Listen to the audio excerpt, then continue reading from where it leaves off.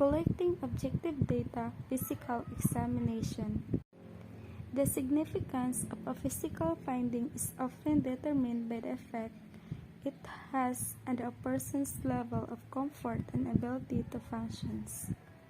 Indicators of pain in the cognitively impaired.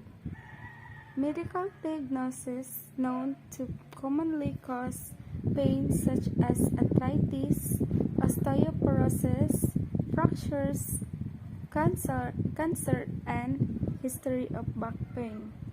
Pain history and use of analgesic. Family or professional caregiver reports of possible pain behavioral patterns of aggressiveness or resisting care. Rubbing on specific areas of body and vocalization such as moaning, yelling, or increases in the loudness of existing vocalization. Preparing the client. The nurse must be sensitive to the client's need for privacy as well as the client's wishes for a caregiver to remain in the room for all or part of the assessment. It is critical to keep the examination room at a temperature that is higher than what is comfortable for younger adults. Keep in mind that elderly people with physical limitation may require assistance with clothing and adjusting body parts throughout the examination. The equipment. These are the following items will be needed for assessing the functional capacity of the frail older adult.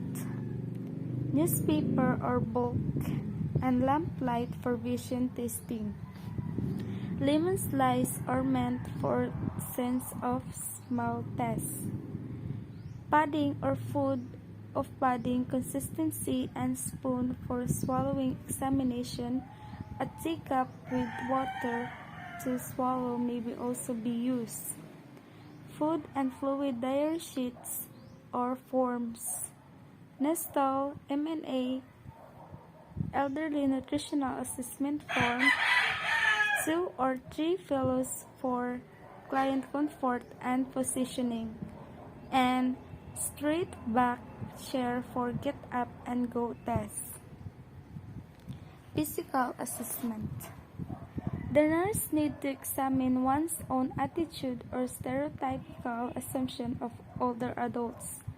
The examination of a frail older adults usually takes longer than that of the younger adult because of the chronic condition, disabilities, and ensuing discomfort that many frail older adults experience.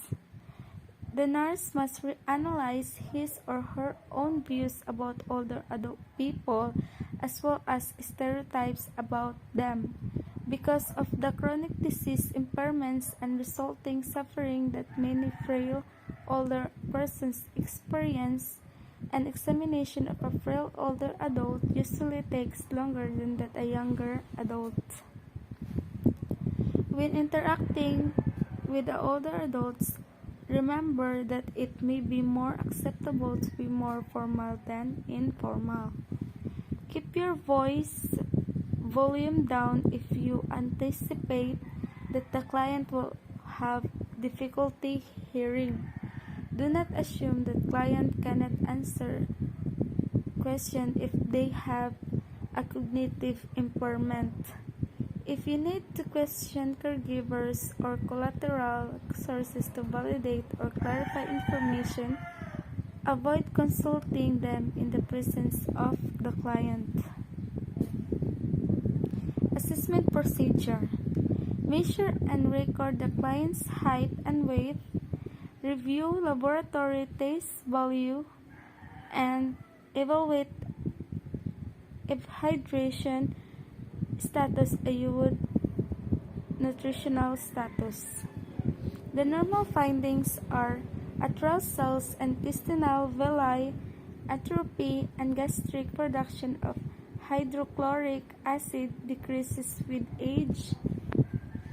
The ability to smell and taste decreases with age, which can also diminish appetite, Medication can also decrease sense of smell and taste in older people. Normal findings include stable height and stable mental status, while the abnormal findings are indicators of malnutrition include poor wound healing, bruising, dental deterioration, poor appetite and fluid intake, weight loss. Client weight less than 80% of ideal body weight. Hemoglobin level is lower than 12 grams per deciliter. Hematocrit is lower than 35, and vitamin B12 level is lower than 100 micrograms per milliliter. Sudden weight loss, fever, dry, warm skin, furrow, swollen and red tongue, decreased urine output, lethargy, and weakness are all signs of dehydration. And lastly, an acute change in mental status or particularly confusion, tachycardia, and hypotension may indicate severe dehydration which may be precipitated by certain medications such as diuretics, laxatives, and tricyclic antidepressants or lithium. Skin and hair. Inspection and palpation. Inspect and palpate any lesion on the skin. When palpating lesions, use gloves. Take note of whether the lesions are flat or elevated, palpable or not. Color, size, and exudates, if any, should also be noted. Take note of the skin's color, texture, integrity, and hydration, as well as insensitivity to heat and cold. Dry skin can be relieved by using room humidifiers, avoiding strong deodorants or soap, and also using lanolin-containing creams after bathing when skin is still moist. These are the normal findings or variation. Hyperpigmentation occurs in sun-exposed skin such as the neck, face, and arm despite a decrease in the total number of melanocytes, despite the fact that dermatologic lesions are common. Many of them are benign. The following are some of the positive findings. Venous lakes. Reddish vascular lesion on ears or other facial areas resulting from the lesion of small red blood cells. These venous lakes are tiny, slightly raised papules that range in color from dark blue to purple. These papules have a delicate, comprehensible texture. They usually appear on the face, lips, ears, neck, and back of the hand of elderly person who are exposed to the sun. These small purple papules are usually asymptomatic, meaning they don't hurt or cause any symptoms. Skin tags, acrocordons, fresh-colored pedunculated lesions. A skin tag is a flesh-colored growth that can be circular or thin and sticky in appearance. These skin tags can appear anywhere on the body. They are especially common in areas where skin touching causes friction. Skin tags can turn red or brown as they get older. Acrocordons are pedunculated, flesh-colored to brown, soft papules that are common in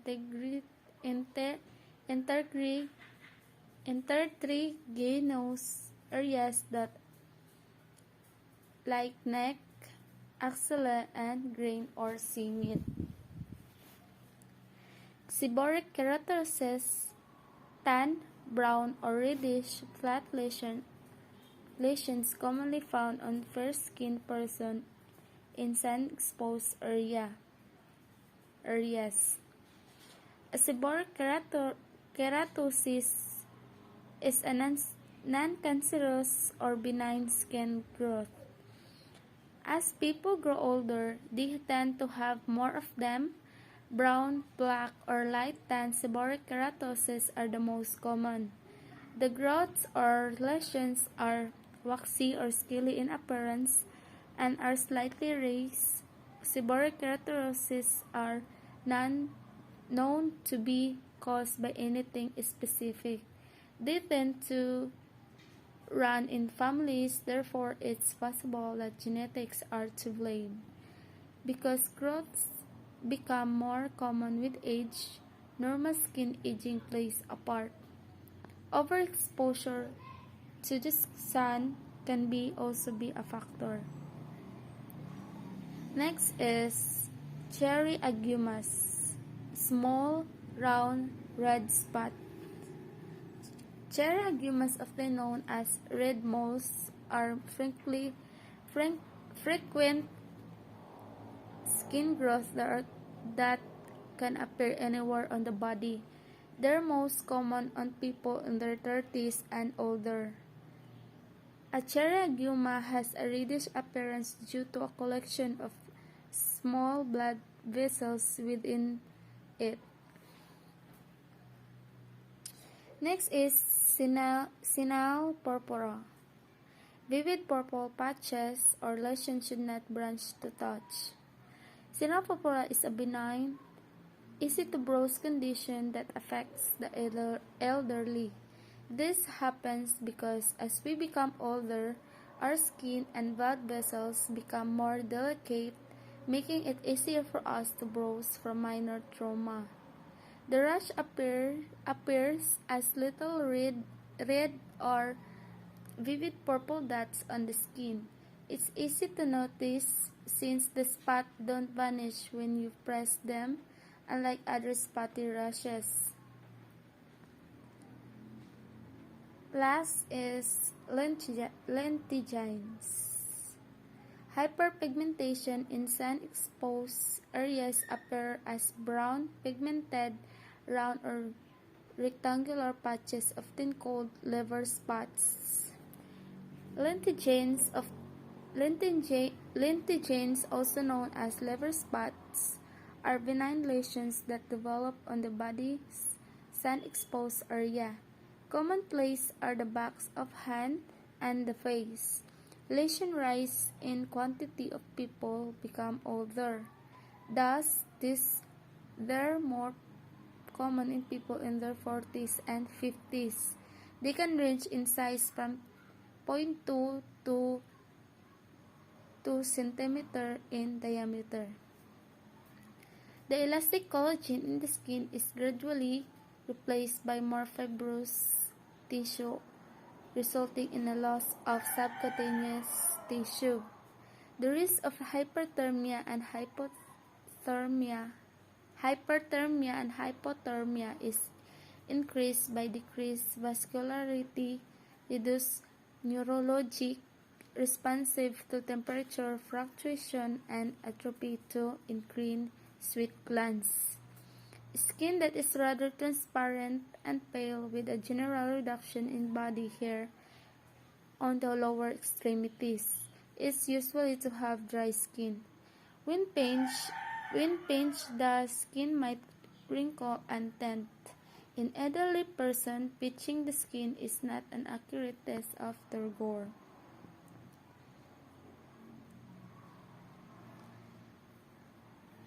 Skin cancer and subcutaneous infection like ringworm, as well as candidal infection of the mouth, vagina, and nail beds are all increased by a combination of environmental exposure and lower immunity.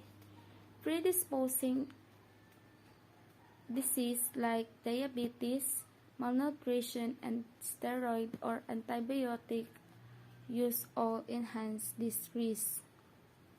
Abnormal findings include antennae keratosis, round or irregular shape, tan, scaly lesion that may bleed or be inflamed, or premalignancy.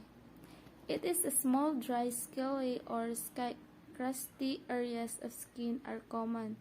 They can be red, light or dark, tan, white, pink, flesh tone, or a combination of colors, and they can be also be raised.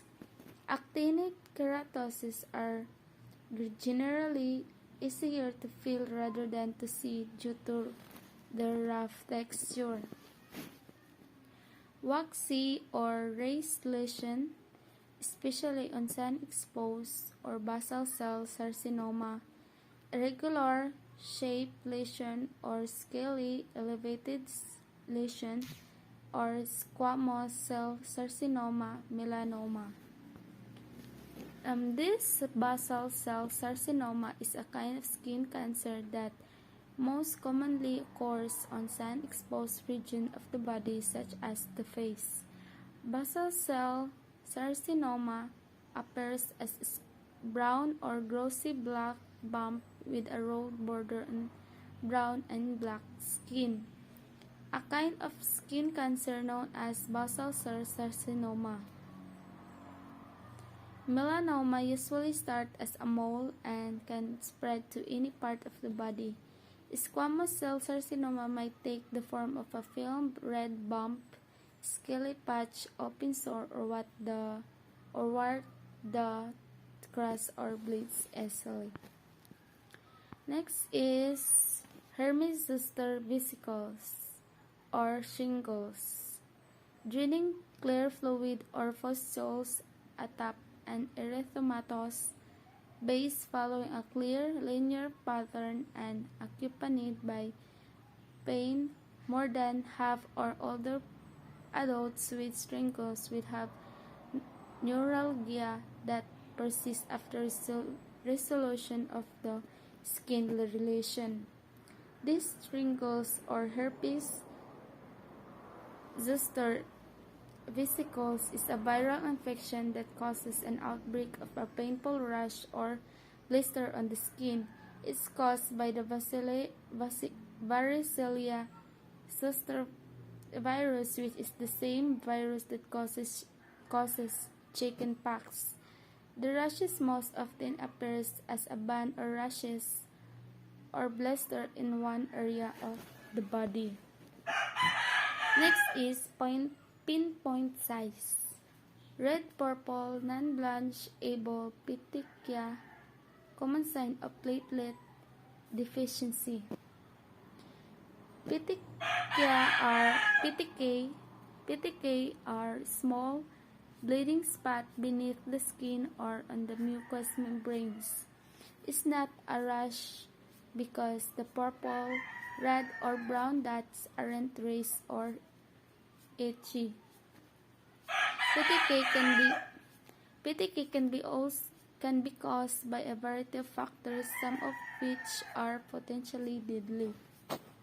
And last is large bruises may result from anticoagulant therapy, a fall, renal or liver failure, or elder abuse. Anticoagulants are medicines that help prevent blood clots. They're given to people at a high risk of getting clots to reduce their chances of developing serious conditions such as strokes and heart attacks. A blood clot is a cell created by the blood to create bleeding from wounds. Skin that is extremely thin and delicate or friable skin with a lot of purpura or possible from corticosteroid use. Dehydration causes dry, heated skin, a wrinkled tongue, and sunken eyes, especially when the client has decreased urinary output, increased serum sodium, BUN, and creatinine levels, increased osmolality and hematocrit values, tachycardia, and mental confusion. Thyroid disease can cause sudden heat or cold intolerance. Skin that is torn or possible the result of the abrasive tape used to hold bandage or tubes in place. Inspect and palpate hair and scalp. The normal findings: loss of pigmentation causes graying of scalp, axillary, and pubic hair. Mild hair growth on upper lip of women may appear as a result of decreased estrogen to testosterone ratio. Toenails usually thicken while fingernails often become thinner. Both usually become yellowish and dull. Women may experience little hair growth on their upper lip as a result of a lower estrogen to testosterone ratio. Toenails typically thicken, whereas fingers typically thin, and both become yellowish and dull. Abnormal findings is patchy or asymmetric hair loss is abnormal. Next is head and neck. Inspect head and neck for symmetry and movement. Observe facial expression. And the normal findings are muscular atrophy in the face and neck. The head and neck have limited range of motion, vertebral degeneration, and the development of a buffalo hump at the top of the cervical vertebrae cause the neck to shorten. The abnormalities findings include asymmetry of mouth or eyes, possible from Bell's palsy or cerebrovascular accident or CVA. CVA is the medical term for stroke. Cervical arthritis causes significant movement limitation or crepitation in the back of the neck. Next is the involuntary facial or head movements from an extrapyramidal disorder such as Parkinson's disease or some medication. Next is reported episodic unilateral shock-like or burning pain of the face or continuous pain which may be postherpetic or tic dolora or caused by a dental caries or abscess. Tic dolora is a expressively agonizing facial pain syndrome. Clinical tip is in cognitively impaired older adults, sleep disturbance or agitation will be the only sign of neuropathic pain. Next is mouth and throat. Inspect the gums and vocal mucosa for color and consistency. If the client is wearing dentures, inspect them for fit. Then ask the clients to remove them for the rest of the oral examination. The normal findings are slight decrease in saliva production and resorption of the gum bridge commonly result in poorly fitting denture. Tooth surface may be worn from prolonged use.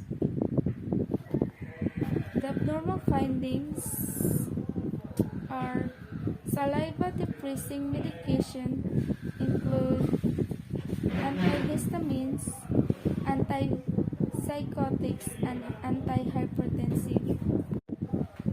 Any drug with anticholinergic side effects may be promote dental caries and increase risk of pneumonia.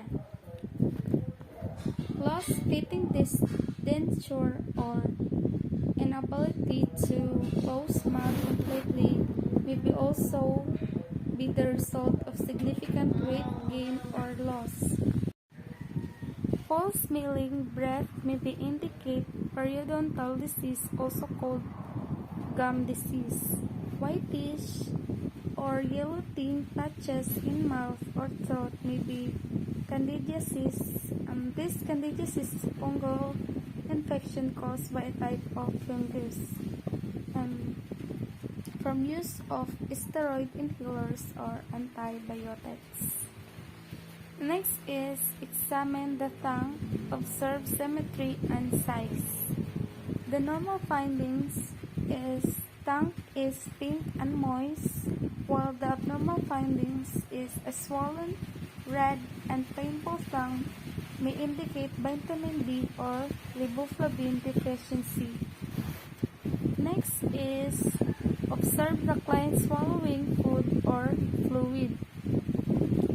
The normal findings is mild decrease in swallowing ability, while the abnormal findings is coughing, drooling, pocketing, or spitting out food after intake are all possible signs of dysphagia. Dysphagia is also known as difficulty swallowing. A dropping mouth, chronic congestion, or a wake of hoarse voice, especially after eating or drinking, also suggests dysphagia. If swallowing difficulties are observed, complete a nutritional assessment and refer the client for a barium swallow examination. The safety tips is help the client who reports dysphagia to lean slightly forward with the chin tucked in toward the neck when swallowing, and offer food that has a padding consistency to minimize the risk of aspiration. To minimize the risk of aspiration, help the client with dysphagia to lean slightly forward during swallowing with the chin tucked in near the neck. So, next is test gag reflex. Depress the posterior third of the tongue and note gag reflex.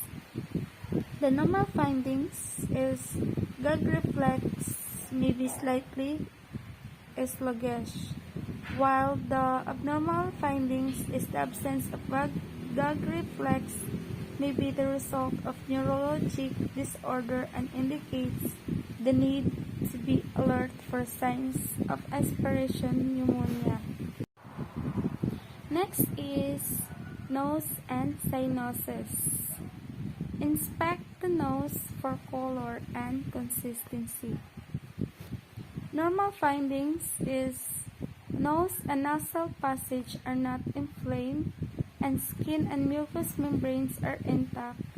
Nose may seem more prominent on face because of subcutaneous fat, nasal hairs, or coarser. Skin and mucous membranes are healthy, and the nose and nasal passages are not irritated. Because to the absence of subcutaneous fat, the nose may appear more prominent on the face.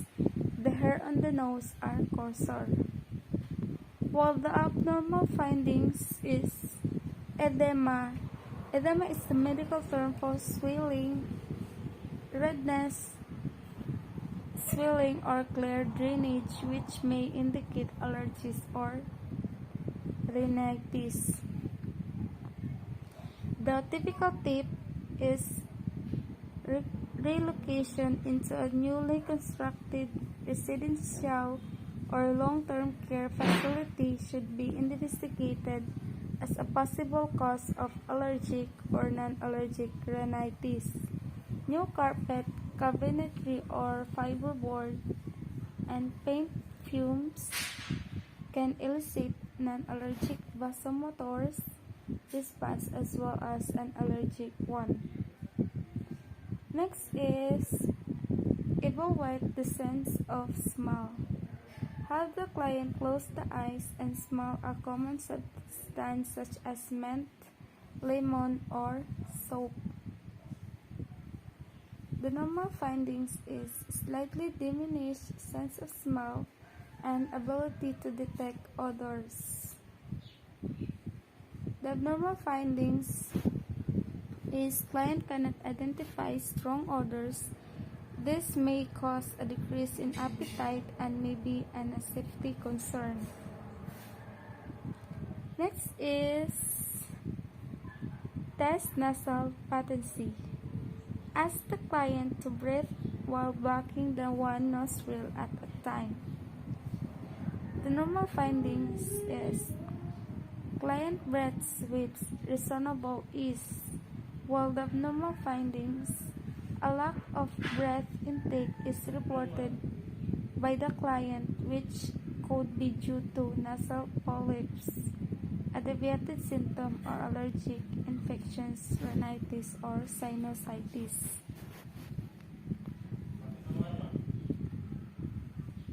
Next is the palpate the frontal and maxillary sinuses for consistency and to elicit possible pain. The safety tips: older adult clients with nasogastric feeding tubes are an increased risk of sinusitis related to obstruction.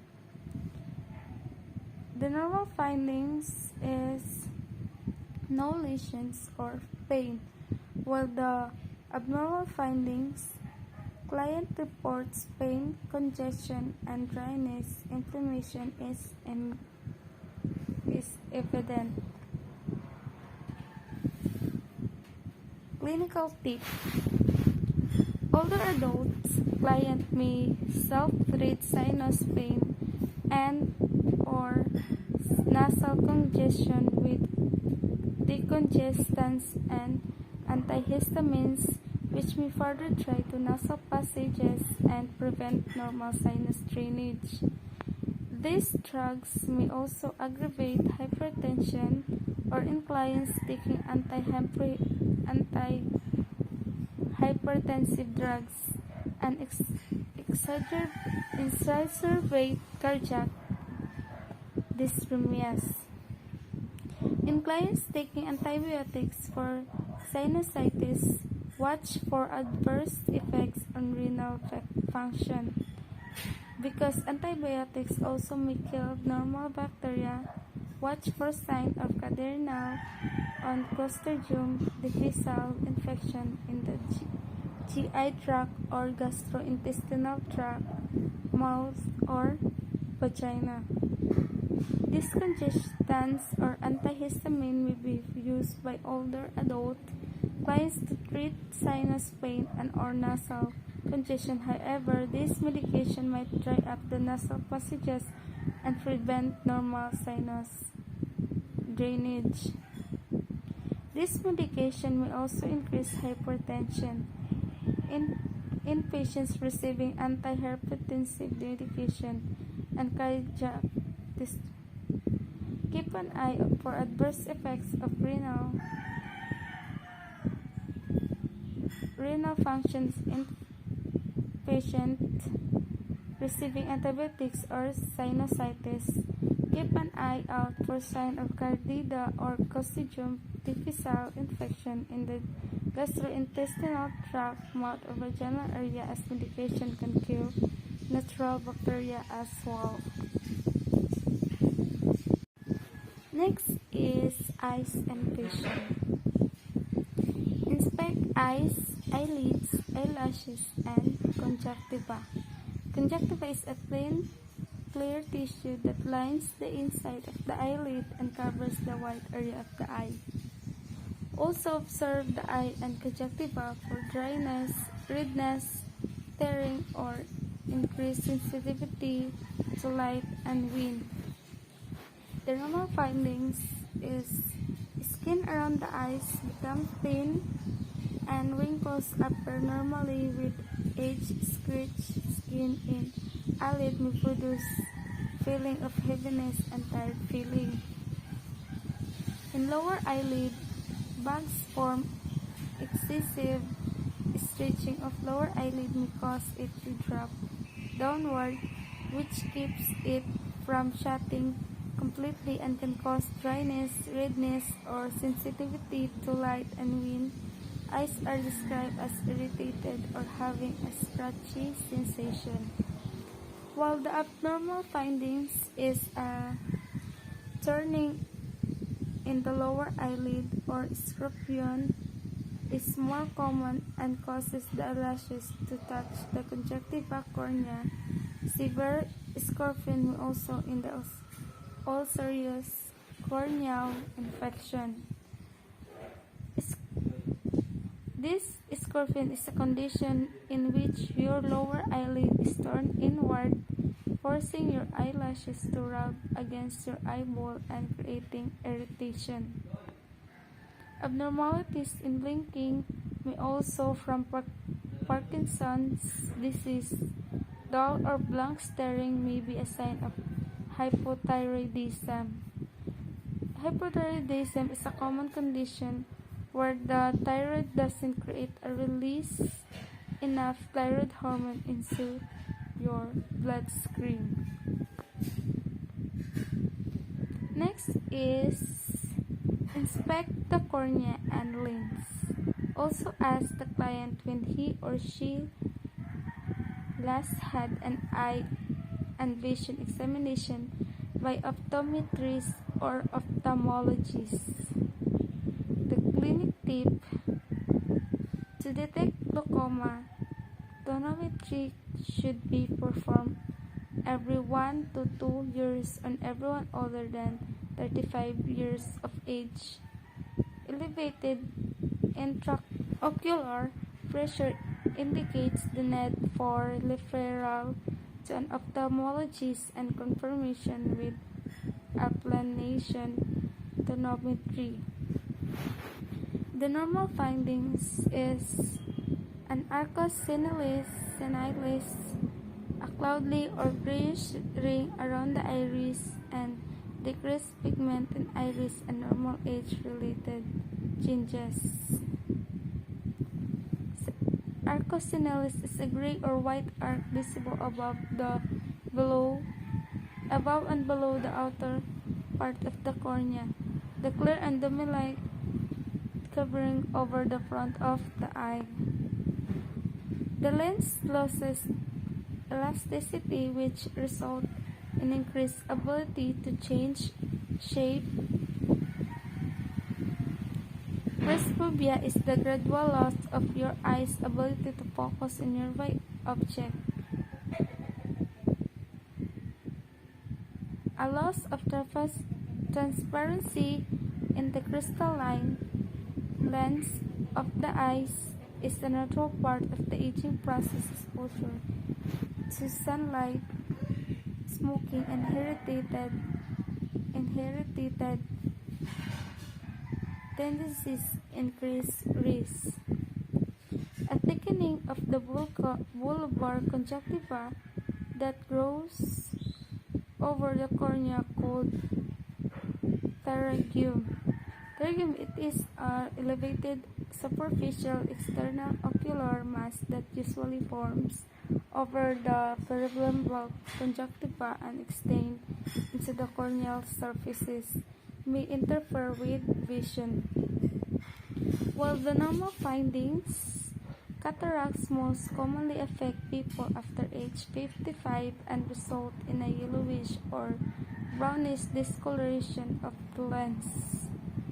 Common symptoms include blindness, blurring of vision, glare and halos around lights, poor night vision, color that look dull or brownish. Location and extent of cloudiness determine degree to which person's vision is affected. Next is inspect the pupils. with a pin light or similar device. Test pupillary reaction to light. Normal findings is overall decrease in size of pupil and ability to dilate in dark and constrict in light may occur with advanced age. This result is poorer night vision and decreased tolerance to glare. While the abnormal findings is an irregular shaped pupils may indicate removal or cataract. Asymmetric pupillary reaction response may be due to neurologic condition. Next is test vision. Ask the client to read from a newspaper or magazine. Use only room lighting for the initial reading. Use task lighting for a second reading. Ask about changes in vision, trouble with night vision, or differences in vision with light versus right eye. Dermal findings. Impaired near vision is indicated of presbyopia. This is the gradual loss of your eye's capacity to focus on nearby things is known as presbyopia or farsighted. Presbyopia commonly appears in your early to mid-40s and worsens until you reach age of 65. A common finding in normal adults, also common as slight decrease in peripheral vision and difficulty in differentiating blues from green. The clinical tip is older adults generally require 2 to 3 times more diffuse and fast lightning. While the normal findings is a significant decrease in central vision to the extent needed for ADLs or activities of daily living, may signal a cataract in one or both eye. Macular. This macular is a thin membrane in the center of the retina. Degeneration is suspected if the client has difficulty in seeing with one eye. The disorder almost or always becomes bilateral. Related findings include blurry words in the center of the page or door frames that don't appear straight. Refer the client to an ophthalmologist for evaluation. Ask clients about small sparks or clouds that move across the field of vision. The normal findings is with aging, tiny clumps of gel may develop within the eye. These are referred to as floaters. They should occur occasionally and not increase significantly in frequency. Abnormal findings is a noticeable loss of vision including cloudiness, distortion or familiar objects, and occasionally blind spot or floaters is a common symptom of diabetic retinopathy, means decrease of the retina. New floaters or an increase in frequency of floaters associated with flashes of light may be a sign of retinal detachment. This requires immediate referral to prevent blindness. The next is airs and hairing. Inspect the external air. Observe shape, color, and hair growth. Also look for lesion or drainage. Perform an otoscopic. Otoscopic is a tool that shines a beam of light into the air canal and eardrum to help view and examine their conditions. otoscopic examination to determine quantity, color, and consistency of cerumen. The normal findings is hairs may become coarser and thicker in the external air, especially in men. Air lobes may elongate and pinna increase in length and width. Cerumen production decreases, leading to dryness and tendency toward accumulation. While the abnormal findings is inflammation, drainage, or swelling may be from infection. Hard, dark brown cerumen signal infection of the auditory canal, which commonly causes a conductive hearing loss. A darkened hole in the tympanic membrane. Tympanic membrane is also called the eardrum, or patches, indicates formulation or scheming of the tympanic membrane. Next is perform the voice whisper test. This is a functional examination to detect obvious conversational hearing loss. Instruct the client to put hand over one ear and to repeat the sentence you say. Stand approximately 2 feet away from the client and whispers sentence. Client tip, clinical tip. Assess hearing acuity before as well as after otoscopic examination if cerumen is removed during the examination. If you are facing the client, hold your hand close to your mouth so that the client cannot read your lips. The normal findings is inability to hear high-frequency sounds or phobicusis. This phobicusis is the gradual loss of hearing in both ears, or to discriminate a variety of simultaneous sound and soft consonant sound or background noises is due to degeneration of hair cells of inner ears. The abnormal findings is ability to hear whisper sentence indicates a hearing deficiency and the need to refer the client to an audiologist for testing. Clinical tip. Raising one's voice to someone with presbycusis usually only makes it more difficult for them to hear. Speaking more slowly will usually lower the frequency and be more therapeutic. Next is thorax and lights. Inspect the shape of the thorax. Note respiratory rate, rhythm, and quality of breathing. The normal findings is decreased elasticity of alveoli causes lungs leaky less during expiration.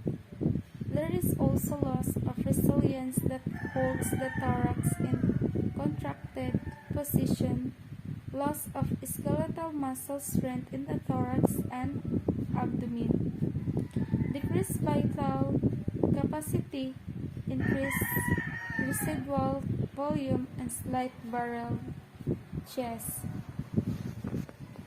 increased reliance or diaphragmatic breathing, and increased work of breathing. While the abnormal findings is the respiratory rate exceeding 25 breaths per minute along with increased sputum. It is a thick type of mucus made in your lungs. Production, confusion, loss of appetite, and hypotension may signal a pulmonary infection. Respiratory rate of less than 16 breaths per minute may be a sign of neurologic impairment, which may lead to aspiration pneumonia. Significant loss of aerobic capacity and dyspnea with exertion is usually due to disease. exposure over the time to pollutants, smoke, or severe or prolonged lack of exercise. Last is percuss lung tones as you would in a younger adult. The normal findings is the resonant except in the presence of structural changes such as kyphosis.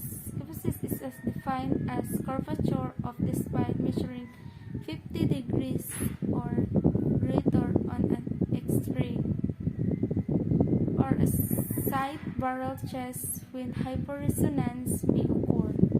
While the abnormal findings is percussion will become dull as the infection consolidates, alveolar retention of air as in an emphysema causes hyperresonance. Safety tips: spine positioning, spine, swallow, breathing, and poor dental hygiene increase the risk of pulmonary infection. Pneumonia is the most common cause of infection-related deaths in older adults, and it's called the silent killer. It's seldom present as the classic triad of cough, fever, and phleretic pain. Instead, subtle changes such as an increase in respiratory tail and sputum production, confusion,